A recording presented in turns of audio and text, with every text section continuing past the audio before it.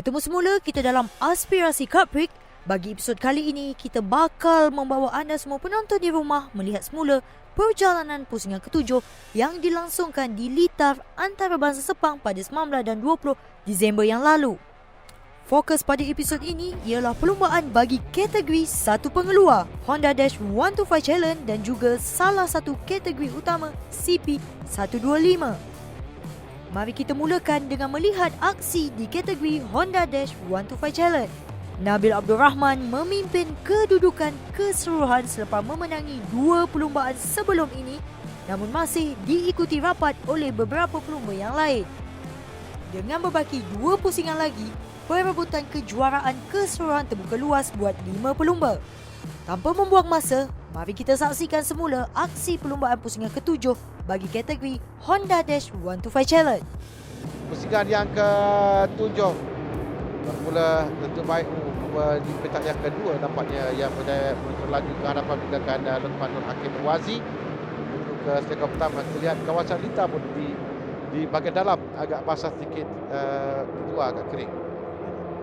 Betul, ini boleh kita biasa nampak sebab susah nak tahu kenapa separuh je yang biasa dia lagi basah, tapi kita dapatkan stekor yang pertama masih basah.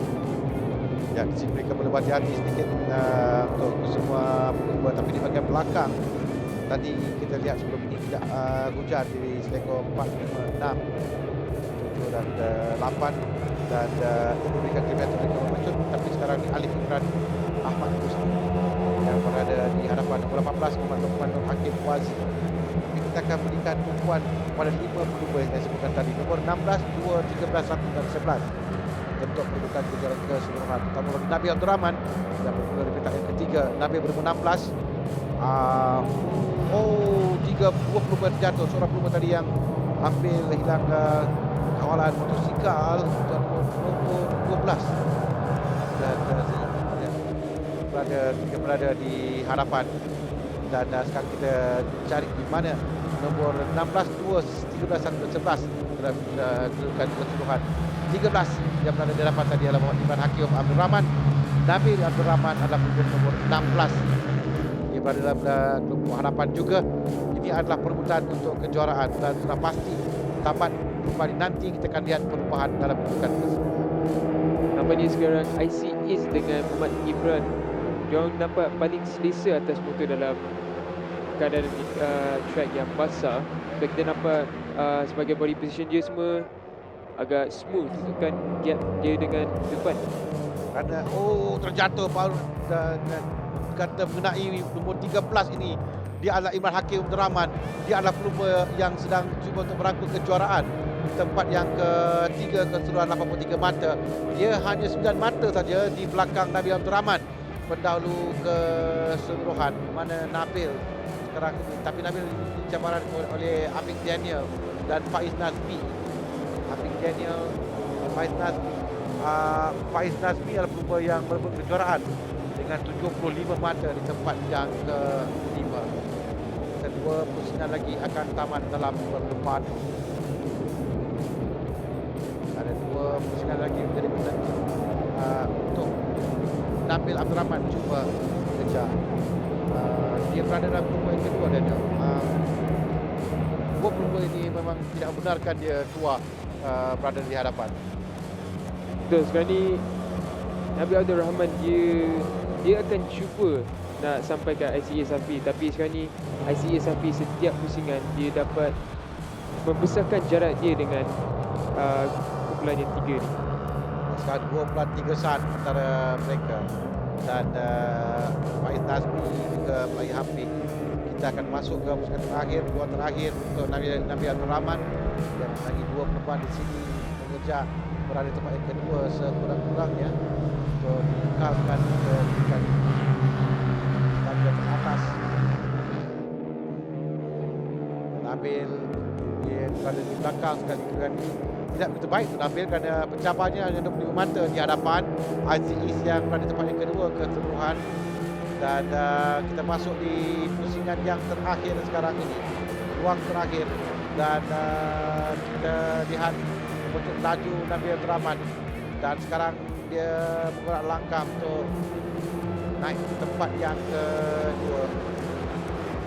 Sudah ke kerana Ais Nazmi untuk keluar lebih baik sekali. Nampaknya tidak dapat keluar Nabil Abdul Rahman kali ini. Nampak macam Nabil Abdul Rahman dia tidak dapat buat beza dalam time ini untuk kejar IC Safi, sebab IC Safi memang buat masa yang sangat susah nak kejar. Breakaway yang cuba dilakukan oleh Nabil yang sukaran melakukannya. Tapi di hadapan cukup selesa, bukan kurang ke 1/5 saat, tapi agak selesa kepada IC. Cubaan untuk menghampiri oleh Ais Nazmi. Mungkin IC mulai perlahan sedikit kerana dia tahu di tempat yang pertama dan tidak melakukan kesilapan untuk kemenangan ini. Betul, sebab IC East sekarang ni dia ada potensi untuk tutupkan jarak dia dalam poin sekarang ni. So dia hanya perlu habiskan dalam position yang dia ada sekarang. Okay. Rasa IC sudah berada kedudukan yang sangat baik untuk menang. Di belakang saja sama Nabil berjaya untuk merampas tempat yang kedua. Nabil naik tempat yang ketiga sekarang ini. Nabil akan juga mencut untuk lintas Faiz Nazmi sekarang. Nabil dan Faiz Nazmi. Kemenangan kepada IC East dan Nabil juga untuk melintas Faiz Nazmi, tapi gagal. Faiz Nazmi berjaya tempat yang kedua dan Nabil tempat yang ketiga, dan dengan 16 mata pada kedudukan keseluruhan akan keluar secara drastik. 16 mata 108 mata dan IC East kelebihan 109 mata untuk IC East. Jadi satu mata saja Daniel memisahkan kedua pelumba. IC dengan 109, Nabil dengan 108. Kalau ikutkan perkiraan ini, sama ada betul tidak, kita nantikan yang rasmi nanti. Ais East Hafiz Hairul berjaya memenangi perlumbaan dan seterusnya berjaya memintas kedudukan pendahulu keseluruhan daripada Nabil Abdul Rahman yang sekadar menamatkan perlumbaan di tempat yang ketiga. Tempat kedua dimenangi oleh Muhammad Faiz Nazmi Muhammad Radwan. Dengan dipisahkan hanya satu mata sahaja, perebutan merebut mahkota kejuaraan musim 2020 bagi kategori ini akan menjadi sangat menarik apabila mereka bakal bersaing sekali lagi pada pusingan akhir musim 2020. Kita akan berehat seketika. Sekembalinya selepas ini, kita akan melihat pula aksi daripada kategori utama CP125. Jangan ke mana-mana.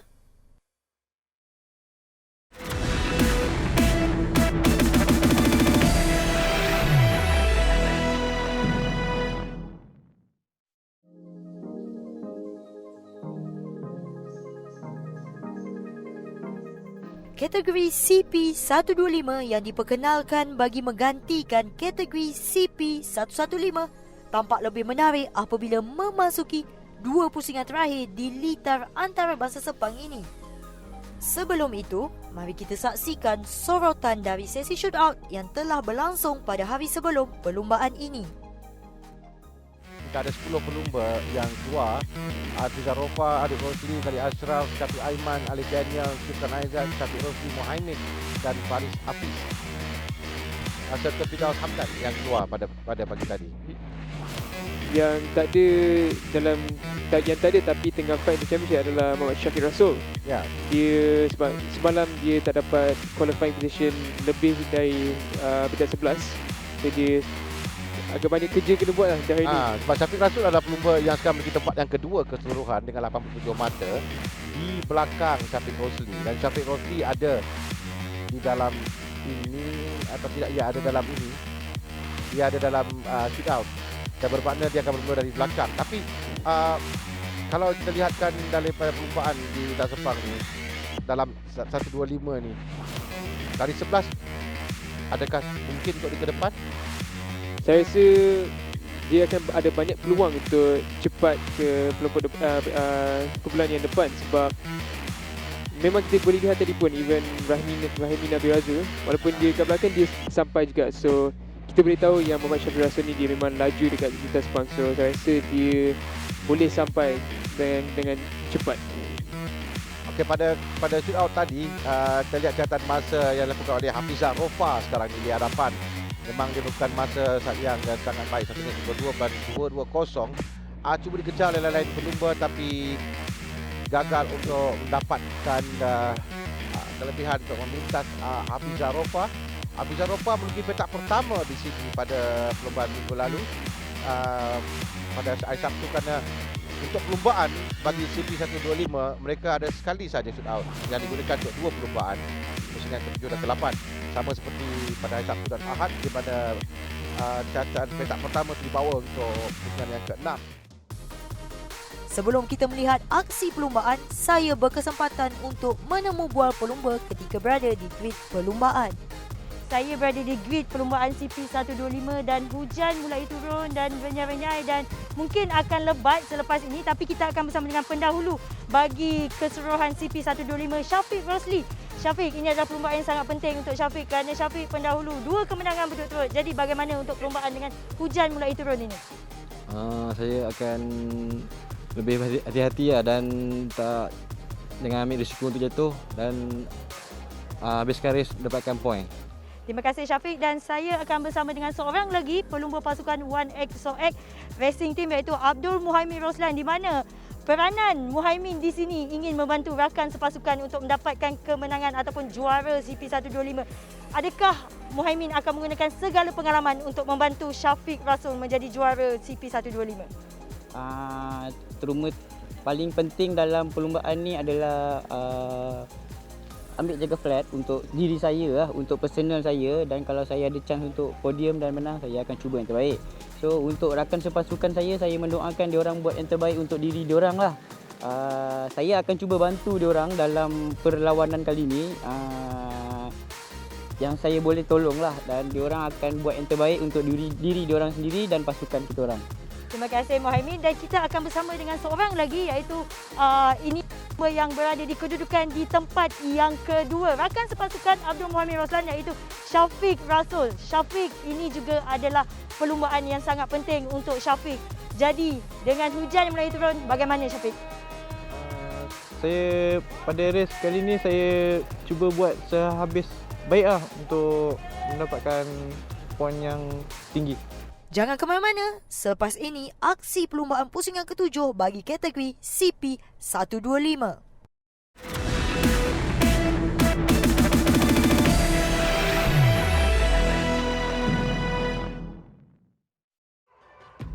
Kepada nama keseluruhan Syafiq Rosli, mereka dilepaskan sekarang ini. Dan permulaan yang baik yang ditunjukkan oleh Adib terus muncul laju ke hadapan menuju ke selekor yang pertama bersebelahan dengan Hafizah Rofa. Dan kelompok yang besar menuju ke selekor yang pertama ini, mereka perlu berhati-hati kerana selekor pertama, hujan pertama mereka dalam keadaan litar yang basah. Itulah diorang kena berhati-hati masuk selekor yang pertama sebab masih basah walaupun ada matahari keluar. So kita nampak semua tengah agak lembab sikit dekat dia punya entry point, tapi nampaknya semua selamat sampai ke selekor kedua. Semuanya dapat melepasi dua selekor ini, dan terlihat juga bahawa mereka tidak begitu agresif di dua selekor yang pertama ini kerana masih lagi membaca keadaan litar sekarang.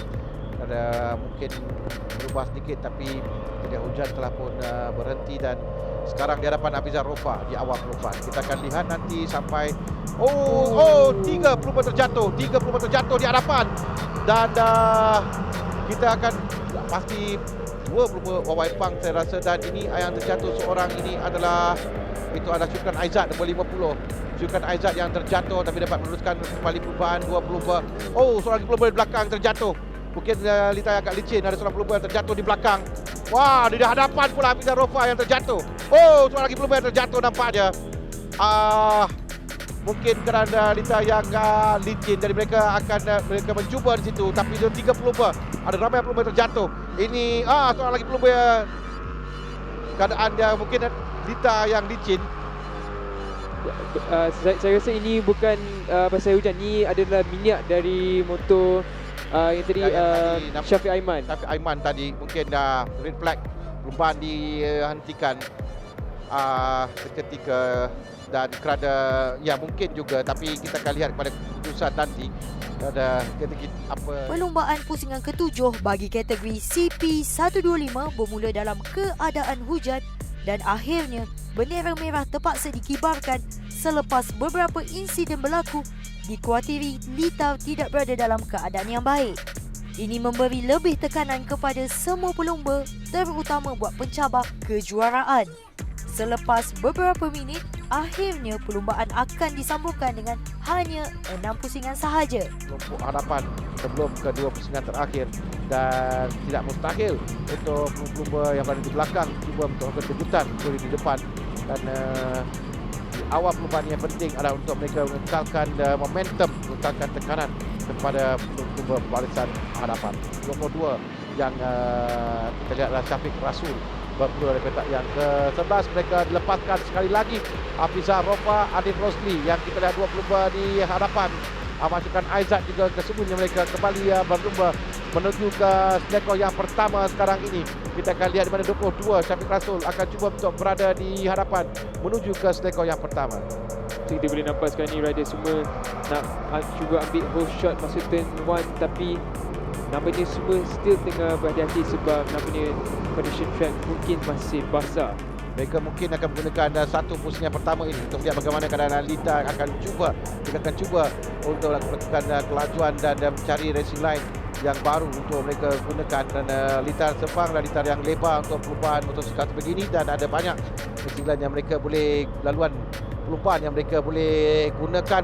Dan di hadapan sekarang Hafizah Rofa bersama dengan Adib yang masuk terlebih dahulu. Di sini mereka agak berhati-hati. Terjatuh. Itu pelumba di hadapan Hafizah Rofa. Seorang lagi pelumba yang terjatuh di belakang. Ada dua pelumba yang terjatuh. Tapi yang pasti kita lihat, ada pelumba yang masuk. Ini adalah Alif Daniel Asri nombor 32 yang ada masalah dengan motosikal, pelumba maju motor sekarang ini.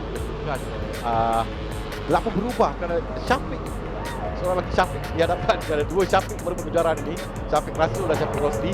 Syafiq Rasul di hadapan, Syafiq Rosli tempat yang kedua, tapi 3 pusingan lagi akan tamatkan. Masih ada peluang. Jangan ketepikan Adib Rosli, jangan ketepikan Aiman Azman dan juga Syukran, kerana mereka mampu. Terjatuh. Itu adalah Syafiq Rosli.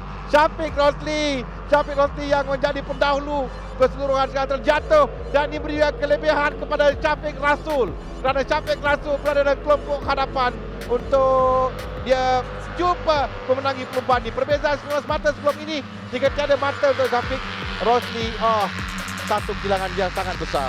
Bagi saya dah nampak tu boleh terjadi sebab Syafiq Rosli, walaupun dia tahu selekor keempat tu masih licin, dia still cuba duduk di depan. And sekarang ni dia kena harap ada ramai lagi rider yang tak habiskan race ni untuk dia join balik race dengan habiskan point. Drama semakin menjadi pada pusingan yang ke-7 ini, bawa pusingan ke-8, kerana pendahulu keseluruhan dan Syafiq Rosli telah pun terkeluar. Sekarang Syafiq Rosli akan mengharapkan Adik Rosli, Aiman Azman, Syukran Aizat untuk mereka cuba menutup ruang Syafiq Rasul daripada berada di hadapan. Ada dua pusingan lagi akan tamatkan untuk perlumbaan ini. 2 pusingan dan 2 lap. 2 pusingan lagi, kerana saya tengah melihat sebab ini adalah perlumbaan yang telah dipendekkan sedikit, dan Aiman Azman memberikan tekanan kepada Adib, dan Syafiq Rasul belum beri tekanan sekarang ini, kerana dia adalah pelumba yang perlu menang dalam perlumbaan ini. So kita lihat sekarang dia masuk selekor keempat, tapi kita nampak tadi Syafiq Rosli dia keluar kat tempat, so nampaknya dia takkan join balik race ni. So dia memang akan habiskan race ni dengan 0 points. Ya, itu adalah kelebihan kepada Syafiq Rasul jika dia berjaya untuk menamatkan perlumbaan dengan kiban mata. Tidak mahu cakap lebih kerana ini sesuatu yang belum nampak, belum tentu lagi. Dan Syafiq Rasul, Aiman Azman, Adib Rosli dan Ahmad Syukran Aizat, 4 pelumba ini yang sedang berebut untuk 3 kedudukan di atas podium atau P1, P2 dan P3. Aiman memberikan tekanan kepada Syafiq Rasul sekarang ini. Syafiq Rasul perlukan kemenangan ini untuk mendapatkan kelebihan dengan kecederaan Syafiq Rosli dalam perlumbaan. Jadi 4 pelumba telah bersaing untuk tempat yang pertama. So kita boleh lihat diorang sekarang dan dekat selekor yang pertama, Ahmad Syukran Aizam nampak macam makin agresif, tapi Syafiq Rasul still tengah mencuba untuk menang race ini. Kerana Syafiq Rasul bukan fleksibel mana yang mungkin, yang boleh untuk dia raih dan untuk mendapatkan kelebihan, kerana secara matematik kita lihat nanti mana kedudukan. Dan Syafiq Rasul mengharapkan 3 lagi pelumba dalam kumpulan ini akan menghampakan Syafiq Rasul untuk dia tempat yang keempat. Jadi itu memberikan kelebihan pada mata. Syukran kata dia mahu menang tadi buat kali pertama musim ini. Dia tempat yang pertama sekarang. Aiman masuk dari bahagian dalam.